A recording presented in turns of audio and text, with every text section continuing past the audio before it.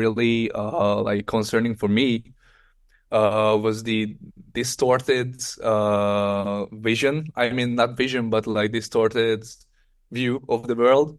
Like I remember I was petting my cat and I was like, how do you exist? Like, how are you here? What is existence exactly? Why am I here? What am I doing here? Even with family, like when I was having a conversation, I didn't think about the conversation itself. But I was thinking about like, well, why are you my mother? Okay, but why? And yeah, these thoughts and this distorted view of the world is really concerning.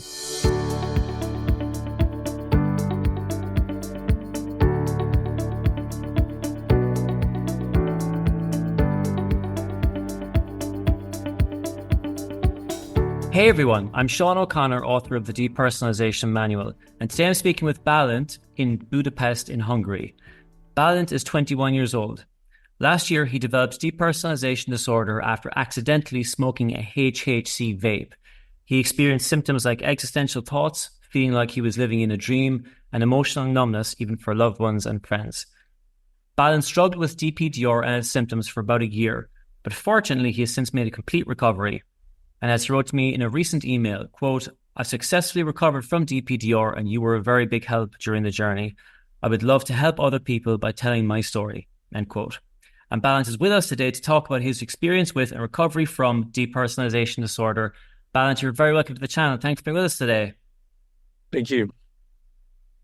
Lovely to speak to you. Lovely to meet you. Can you tell us a little bit about yourself? Yeah, so I'm Bálint, 21 years old, and currently studying filmmaking in Budapest. I'm in my last year, so I'm making my diploma film this year. So I have a lot of projects right now. That's great. That's great. And you're going to you want to be a cinematographer, is that correct? Yes, editor or cinematographer. It's not really clear at this point, but I'm more into cinematography than in editing. Yeah. Who would be some of your favorite cinematographers, or who is your favorite? My favorite is Roger Deakins for sure. Like he's the goat. He's the goat of cinematographers. Yeah. That's for me. Yeah, Deakins is amazing. I'm a big fan of Van Hoytema as well. All the stuff he's done with Nolan, I think, is extraordinary. I love like the stuff on Oppenheimer and Interstellar. But actually, what he was doing is 1917. The war movies he was doing, that was really amazing. What he was. Is that Van Hoytema as well? It's from Roger Deakins. Oh, Deakins, I beg your pardon. Yeah, Yeah, yeah, yeah. Yeah. 1917 is incredible. It's like the cinematography is absolutely yeah. staggering in that film. Yeah, yeah. So what? And I probably could have guessed all this from the clapperboard in the background. But that's very exciting about your the end of your film. So Balance, can you tell us a bit about your experience with DPDR and how did it start for you? So basically, it started. I was at a party with some friends, and we were going by car to a party. And I ran out of cigarettes. I'm unfortunately a big smoker, and I just wanted to smoke something because I ran out of completely everything. And one of my friends came to me and said, "Okay, I have a vape." And I smoked 5 or 6 big puffs from that vape, and didn't really know what it is. I thought it's just an ordinary vape. But then suddenly it kicked in. I was really like I was on the edge of panicking. I was sweating. I was almost panicking, and we arrived to the party scene, and I I felt like I'm gonna die right there. Then the panic kicked in, and I felt like I'm having a heart attack. And what really didn't help me is that before all this happened, I've had some issues about my health. Like I didn't have health concerns, but I was concerned about my health, about my blood pressure, about my heart rate, because of another situation, and I was thinking like, okay, this is heart attack. My time has come, and then oh my God, I can't say goodbye to anyone, and I was really really panicking. But then after like 20 minutes, my friend came to me and said, "Okay, dudes, calm down. It's just HCC vape. It's like THC, like weed, but a stronger one."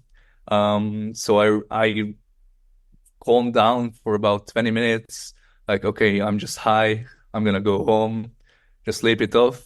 And then when I woke up next morning, I was okay. I didn't feel any things. But then about the next week, we went to France with my friends to a holiday.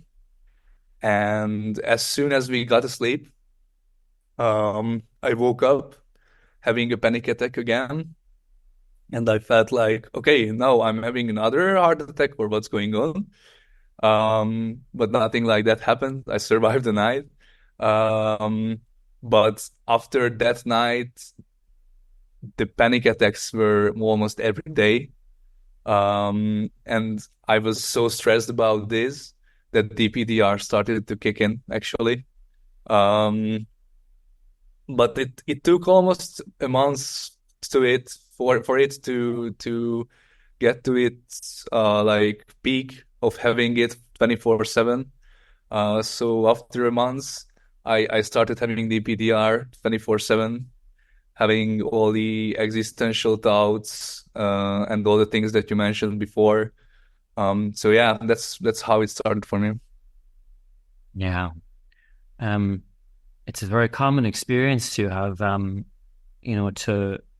try smoking something and kind of not realize the strength of it. That was certainly the case with me as well, even though it was with a joint, but I didn't know how strong it was. Mm. but but I actually hadn't heard of HHC before. You mentioned it when we were organizing the interview, Valent. And I looked it up and made a note of it, but it's it's a hydrogenated form of THC. It produces similar effects to THC, but kind of a slightly different impact on mood and cognition. Um, but so when you took it, when your friend gave it to you, like, did you didn't realize until you got to the party, was it that's what you had smoked? No, it actually tastes like nothing. Like it tastes like an ordinary vape. So you don't really know that you're smoking weed from it. And I think it's a new thing as well. Like this didn't really exist before. So it's a new thing because it is legal for now, because it's a new form of weed, so you can order it. And that's why it got so trending now. Okay. So at the moment, weed isn't legal, or THC isn't legal in Hungary, but HHC is. Is that correct? I mean, HCC, I think it's not legal right now because they just realized that it came to the market and Hmm. they realized that it's similar to THC. So I think they banned it as well. I'm not sure about that. Okay. Okay. Yeah, and also very similar to my own experience in that I had the bad experience on weed, but then the next day I felt okay, or even afterwards I felt okay. Um, But then it was a few weeks later when I had a massive panic attack, and then that it felt like I was the scariest thing about it was I felt like I was back in the weed headspace. Hmm. Um, but when you were at that party, Balint, did you stay at the party and just kind of tough it out? Did you have to leave? No. I went home. So right after they said I'm just high. I was like, okay, I'm gonna sleep it off. I Oh, just I come see. home, I yeah, see. Okay. and just sleep it Okay. off. Probably a wise thing to do that Yeah. in that situation. Yeah. Um. So you've you mentioned a few of them briefly, Balint, but when the DPDR really started for you after the panic attack, then can you tell us a bit more about the symptoms that you were experiencing at that time? Yeah, so basically it was around summertime. So I went back to my family place from Budapest and stayed with them because I felt like that could really help me. But mostly the symptoms that were really like concerning for me was the distorted vision. I mean, not vision, but like distorted view of the world. Like I remember I was petting my cat and I was like, how do you exist? Like, how are you here? What is existence exactly? Why am I here? What am I doing here? Even with family, like when I was having a conversation, I didn't think about the conversation itself. I was thinking about like, well, why are you my mother? Okay, but why? And yeah, these thoughts and this distorted view of the world is really concerning. It's like putting a filter in front of your face and just seeing through that. I actually think I got this quote from one of your interviews, this filter thing, and it's really true. The other thing was the emotional numbness. That's really scary as well. Like I'm really a loving person. I really do care about people, even care about them more than about me. But at that time, it was really frightening because it sounds scary, but I didn't really care about them. Like I felt like I don't care about their emotions. I don't care about what's going on with them. So yeah, and I did feel it for my family and even close friends. So I got myself isolated from my friends, and that's a really bad thing to do. But they knew something was wrong, and they were next to me, so they didn't give up on me. So I'm really grateful and it's great to have them still. Also, memories. My memory was really bad. Like I remember I started writing diary every day just because I couldn't tell what I was doing that day. So I just wrote down what I did that day to remember, okay, it's not that's my memory is wrong. Something other thing is wrong with me. Um yeah. And I don't know if it's a common symptom of DPDR, but I was also dizzy most of the time. Like it's not that dizzy when you spin around, but it's the dizziness like you are drunk or something like that. Yeah, that was really uncomfortable as well. Yeah, certainly feelings of dizziness are very common with DPDR and all anxiety-based conditions. And I think with DPDR as well, because there's a sense of disconnection from what's happening around you, it can feel more intense. And as I said, it can feel like you're like kind of slightly drunk or high, even though you haven't taken anything. Yeah. Um, and in this time as well, so you're at film school, Balint, and studying to become a cinematographer. I mean, I guess the having worries about your vision must have been particularly frightening in that sense, or was that something that was part of it? Yeah, actually, I was shooting a film that summer when it started to peak. And I mean, I'm kind of hardworking. Like I go to 120% into set. But that time I had to give up on the project on the fifth day because I started feeling dizziness, feeling distorted vision, and I said to my director like, I'm sorry, I can't do this. Like I need to go home. I need to sleep it off. Something's really off with me. And he said it's okay. But I didn't really understand what's happening. And that time my family got concerned with it as well because they know that I wouldn't give up on a project that easily. So yeah, it really affected my studies and my career as well. Yeah. Um, were you researching this at the time, Balint? Or did you go and speak to any doctors, therapists, or how are you trying to address it? Yeah, at that time, during the shooting, after the shooting, actually, we went to a not psychiatrist. I think he's more into like he's treating people with epilepsy and things like that. So he has something with brain, but I don't know what the exact title for him is.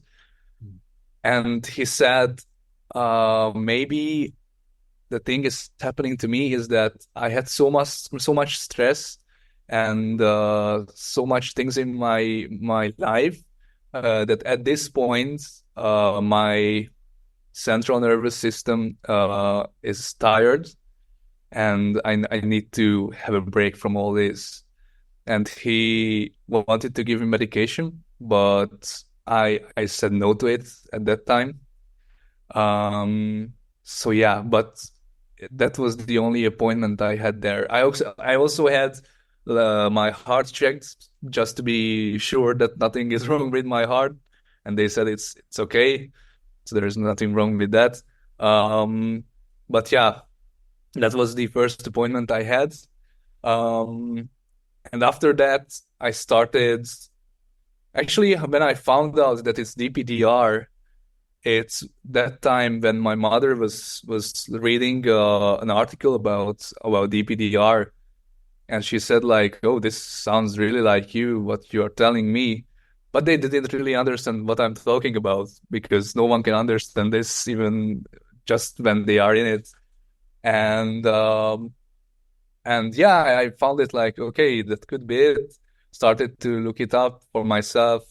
Then I found your channel actually and started looking at your videos. And I was like relieved that, okay, this is a real thing. Nothing's wrong with me. I'm not going crazy. Started looking at interviews and it really relieved me for a few days, to be honest. Because after that, you're okay with like, okay, this is a thing. Or some of the people are in it, but it's not helping with you being in it actually, because you still have to go through it. Um, and then comes the thoughts of, okay, but what if I have another version of it, or I have it stronger, or I don't know, I can't come out of it or something like that. And then you're back to it. There is nothing to do with it. You're back to it 24/7. You have to deal with it. Then I went to a psychiatrist actually, to a shrink. And she knew DPDR actually. I think that it's a rare thing because I went to different shrinks and she was the only one that knew about DPDR. And she said to take the same medicine as the other doctor said to take. So at that time I agreed on taking it, but it didn't really help me.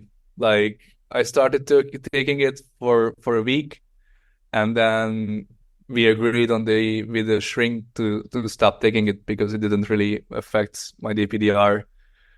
Uh, yeah, I think that's the answer to your question. Mhm. Do you mind me asking what kind of medication was it? Was it a benzo or an SSRI, or do you remember? I'm not sure. It was called escitalopram. Oh yes, yeah. I think that's an SSRI. Yeah, escitalopram. Because actually at that time I started developing depression as well. Like I was diagnosed with moderate depression.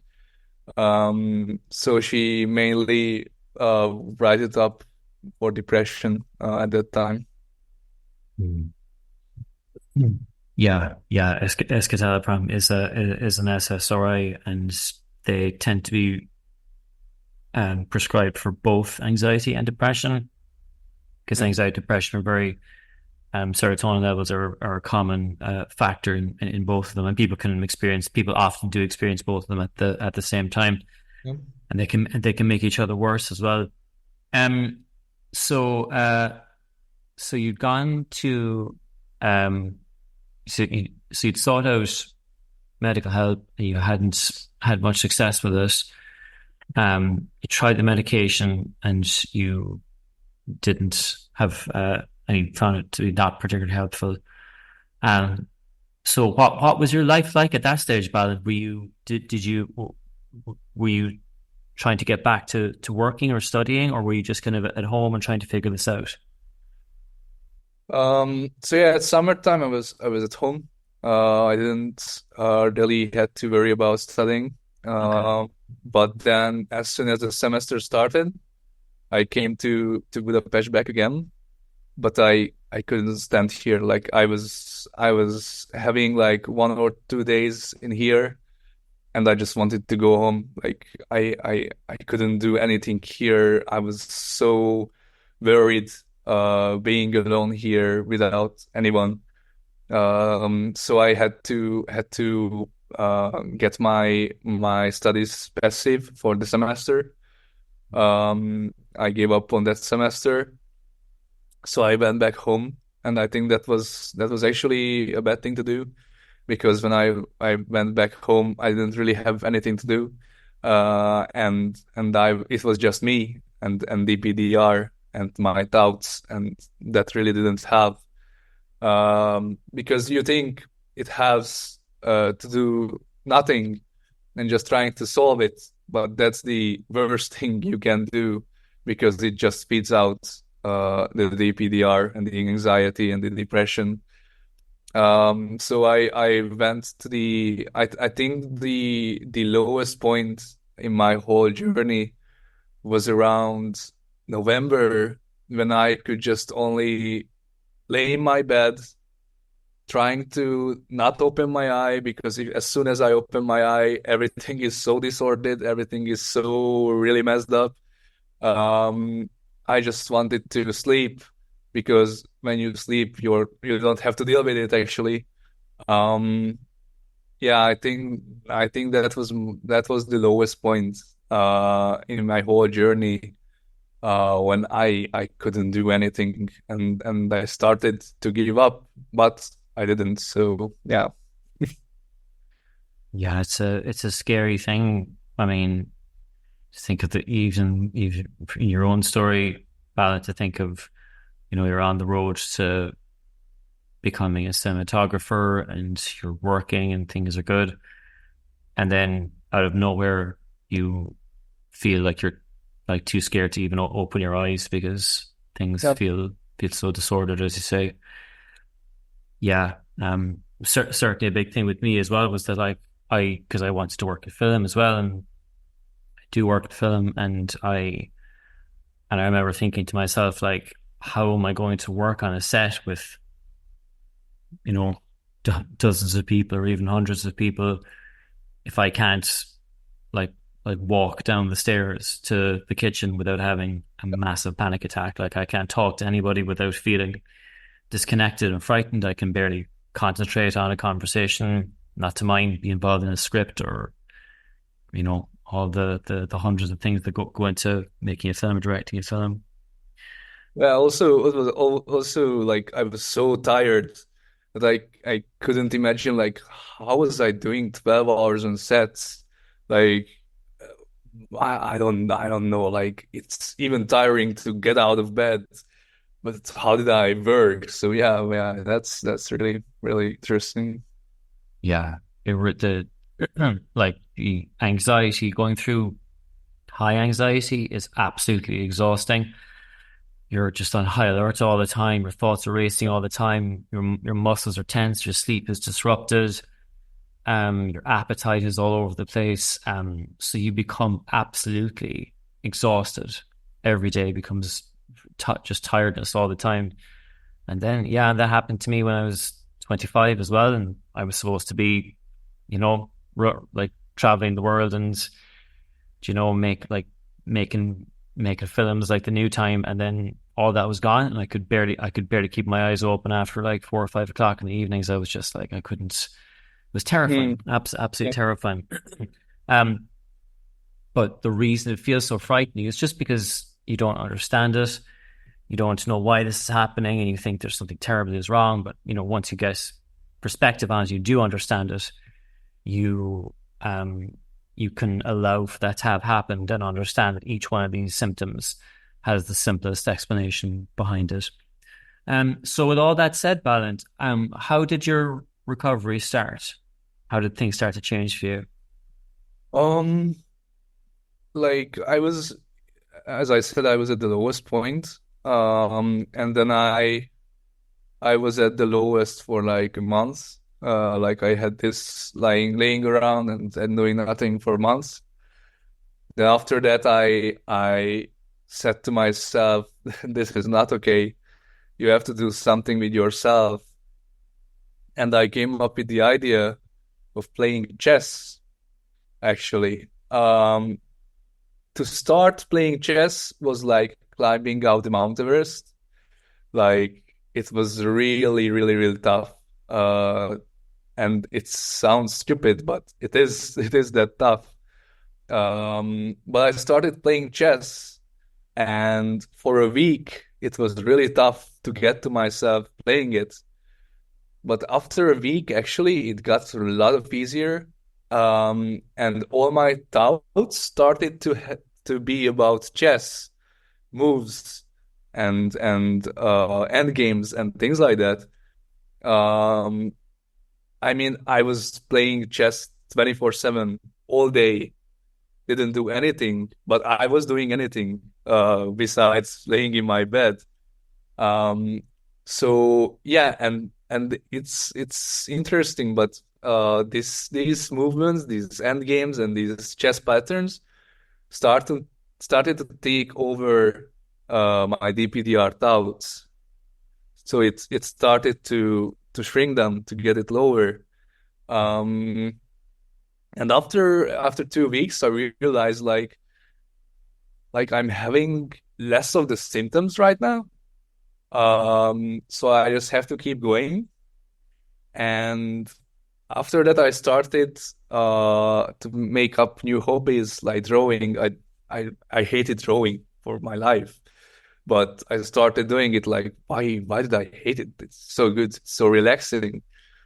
Um, and then I started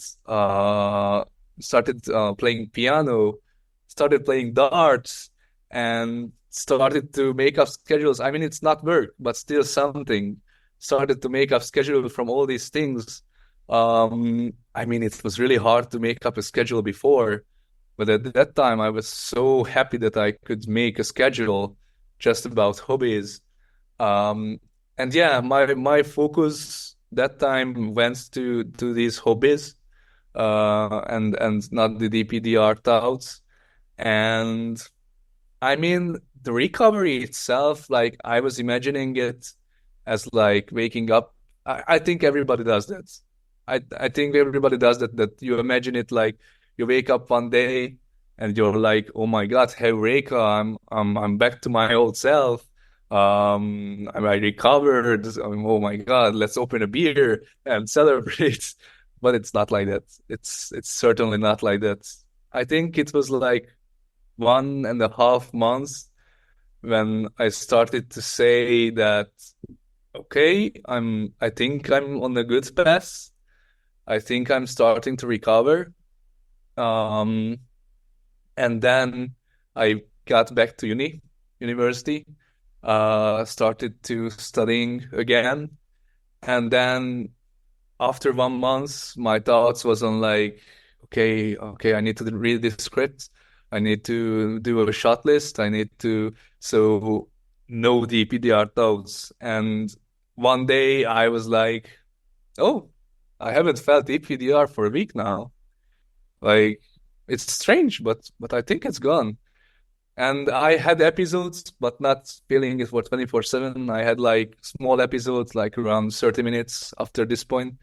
But I could like speak to myself that it's okay. You felt this for 24/7. You can survive this 30 minutes, certainly. Just try to calm down, and then yeah, and it's gone after that episode. And fortunately for almost a month now, I didn't really have episodes. I mean, in really stressful situations when I'm in a darts competition or something like that, it does come up sometimes, but um not that very bad thing that was with me for almost a year. But I think everybody does have DPDR, small DPDR when stressful. So yeah. That's great to hear. Um, how was the DP manual helpful in your recovery, Balint? Like also the manual and also the interview and your whole channel. Like I had a playlist of your YouTube channel videos when I was really low just see some videos to read from your book, and then it's relieved me for a day. So it was, I think, for me a help of relieving the hard points. And yeah, I really appreciate what you're doing with these things. Of course, I'm very glad to hear that the material was helpful in your recovery. So now that you've recovered, Balint, uh, is getting back to normal, really getting back to normal? I mean, what's normal? But yeah, like I would say normal is going back to your old self in this condition. It's really about going back to work. It's really about being with your friends, being with your family, 100%. And if we consider this being normal, I think I'm really back to to a normal state. And I mean, to be honest, it feels amazing. Like, and I did learn a lot of things from this condition. Like every second of life is really, really precious, and you have to take the opportunities life is giving you in your work, um, or with your friends, and you have to enjoy it. Like you will have these hard periods of your life, like DPDR, but you just need to go through it. You can't give up because it's just a challenge, and life is about challenges. I mean, it's all about going through challenges, and this is a huge one. This is a huge one if you have it. But if yeah, it feels really amazing to be back to normal. Yeah. So one last question for you, Balint. There's going to be people watching this interview who may be going through something very similar to what you went through. Maybe they've had a bad experience on THC or HHC or something similar. If you could go back and speak to yourself back then, just right after this first happened, what advice would you have for yourself, and what advice would you have for anybody watching the channel now? I mean, I think it is a really good question. I think I would say I have actually a lot of things to have. Like the first thing is I mean it's really hard, but don't overreact it. Like I know it's not gonna happen that you don't overreact it, but just try to have it less overreacted.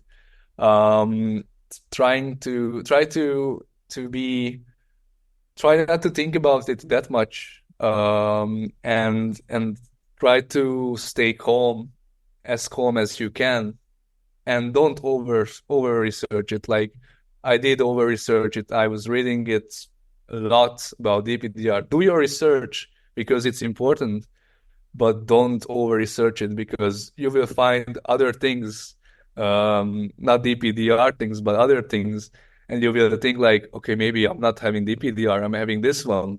because it is a symptom of DPDR that you think you're going crazy. And I did that a lot. Like I was thinking like uh, I was at the point when I was thinking like maybe I'm having schizophrenia or I'm psychopath, and it was that's really crazy to think now back to it. But you can speak to yourself, and you can say to yourself that you're having that, and you will believe it. Like 100% you will believe it. So yeah, that's the first thing about research. The other thing is don't let it go to depression, because if you let it to convert it to a depression, it will make your situation like way, way more worse. Because with depression, as I said, I was laying in bed all day, and that feeds DPDR, and DPDR feeds your depression, and the combination is really tough to deal with. Um, so just try to do anything, anything. Like I said, I started playing chess. Just try to come up with a little activity. Like you don't have to make films or I don't know, work extra hard, but just try to come up with anything, a small thing that you can fully concentrate on it. This is why chess is really good, because it's you just have to lay about in bed, but your full attention is needed to win the chess game. So anything that helps with trying to press down or push down the DPDR thoughts is good. Um, Drawing, playing instruments, anything. Um, yeah, yeah. I think for me, these were the most important things that I learned after this experience. Um, and also, if you're at the age as me, like I'm 21. I know it's comfortable to be with your family this time, this period. You think it helps, but it really doesn't help, because after all, you need to be in university. You will need to go back to your own flat and be with yourself. And if you get used to be with your family, with your parents, then it's gonna be tough to get back to living alone. Yeah, I think these are the things. Yeah. um, Something I would add to that as well, Balint, is to mention that experiencing depression as part of DPDR, any anxiety-based condition, is extremely common. I certainly experienced it myself, and it it kind of is. It's often just a part of it, like, and so much of it often just stems from a sense of frustration with just like, I had my whole life on track, the career was happening, all of it, and then overnight it's gone. And what I always like to say to people is, if that happened to you and you didn't feel a bit depressed about it, it would be kind of strange, because Mm, it's a depressing, frustrating situation. And but what's important to remember is that at no point do you cross some invisible line that you can't come back from. Like at no point do you get so anxious or so depressed that you can't come back from this. Um, and I love the idea of you playing chess as well. I mean, what, because chess is so, I mean, I'm ashamed to say I don't play it myself, but I have friends who do. And I know just how kind of all encompassing of your attention it is.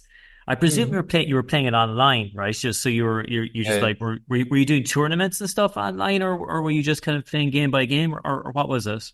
I started playing game by game, and then like it was an online chess community, or a Mm. chess website, and they do have like tournaments every from morning till night. And then I started playing these tournaments. Like I played, I don't know, like 50 games per day, Um, Wow. Wow. yeah, and I mean, yeah, and that's the other thing. Like, don't be like don't be ashamed of just playing or just doing a hobby, because that Yeah. is a huge step, and you should be really glad, and you just pat your shoulder that you're doing it, because it's something that you're doing, and it has your DPDR. Hmm. Fantastic. Balint, do you have a website or like a show reel? Is there any place we can see your work or watch some of your films? I mean, I do have websites, but right now it's under construction, or how to say that. Yeah. I do have some showreels, or short films that I could share with you.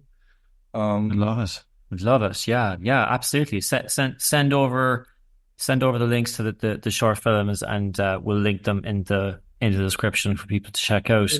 I think it's important for people to see that as well, because I mean, I know that for me, when I was going through it, again, as I mentioned earlier, the idea of like getting back into like working in film, which can be a stressful job, amazing but stressful but amazing.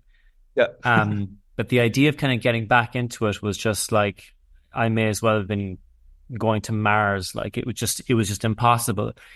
So I remember kind of when I saw people who had recovered, stories about people who had recovered and they had just gotten back to the career that they were doing. You know, it wasn't like I stopped, I recovered, but I wasn't really able to get back to doing the thing I love to do. It's like, no, you recover and then you get back to doing exactly what you wanted to do. This isn't something that kind of like permanently um uh changes your ability to pursue your dreams. Like, this is a speed bump. You just get back doing what you wanted to do. So I think it's great that, we can link to some of your work. And once the website is back up, we can link to that as well. Because I'm personally really looking forward to checking out some of your work and seeing what you get up to in the future as well. It's very exciting. yeah. Yeah. Um, Balint, it's been so lovely to chat to you today, man. Thank you so much for being with us on the channel. I know that I know especially people in the creative fields, people working in film, music, etc., are going to watch this and they're going to go, okay, I I can get back to following my dream. I can get back Yeah. to being a creative person, and here's the proof. Thank you for your insight and for sharing your story with us. And it's been lovely to have you on the channel, man. Thank you. Thank you. Take care, Balance. Bye bye. Take care.